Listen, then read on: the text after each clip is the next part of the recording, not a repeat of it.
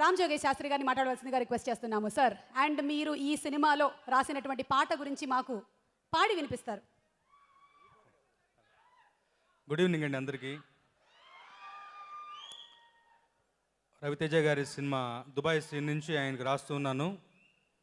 నా కెరీర్లో ఒక మంచి కమర్షియల్గా నన్ను ఎస్టాబ్లిష్ చేసినటువంటి సినిమా. అప్పటి నుంచి దాదాపు చాలా సినిమాలు రాశాను. ఈ సినిమాలో మళ్ళీ రవితేజ గారితో పనిచేయడం చాలా సంతోషాన్ని అనిపిస్తుంది.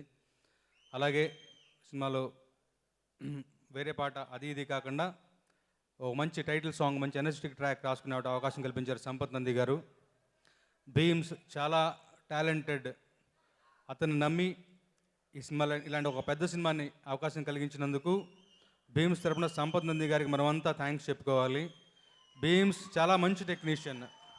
ఈ సినిమాతో అతని కెరీర్ గ్రాఫ్ చాలా మారిపోతుంది. అది ఒక మంచి బ్రేక్గా నిలుస్తుంది సినిమా. తను ఈ సినిమాకి ఇచ్చిన ట్యూన్ విన్నాను, నేను రాసిన పాటతో సహా చక్కగా చేశాడు మంచి.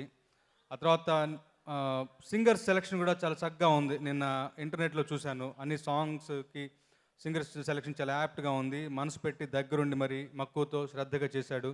ఈ సినిమా మంచి బ్రేక్ ఇవ్వాలి అతనికి, ఇస్తుంది కూడా. అలాగే సంపత్ నంది గారు ఒక డైరెక్టర్లోనే రైటర్ ఉన్నాడంటే కంటెంట్ ఎప్పుడు చాలా గొప్పగా ఉంటుంది. దానికి తోడు ఒక మంచి హ్యూమన్ యాంగిల్ తోడైతే మనిషి ప్రవర్తన చక్కగా ఉంటే ఆకాశమే హద్దు, అతనికి సక్సెస్ ఎప్పుడు వెన్నంటే ఉంటుంది. సో సంపత్ నంది గారిలో ఈ క్వాలిటీస్ పుష్కలంగా ఉన్నాయి. ఆయనతో పనిచేయడం చాలా సంతోషం. ఎప్పుడు చాలా ప్లెజెంట్ అట్మాస్ఫియర్ క్రియేట్ చేస్తారు. రచయితకి మంచి గౌరవాన్ని కలిగిస్తారు. ఆయన అలాంటి వాళ్ళు ఎప్పుడు ఇండస్ట్రీలో చాలా ఎప్పుడెప్పుడు పెద్ద పెద్ద పెద్ద సక్సెస్లు అందుకుంటూ పైపైనే ఉండాలి. ఈ సినిమా ఆయనకి మంచి ఒక బ్లాక్ బస్టర్ అందిస్తున్నట్లు ఏ సందేహం లేదు. టీజర్ ఆల్రెడీ రిలీజ్ అయింది, అతిశయోక్తిగా మాట్లాడలేదు.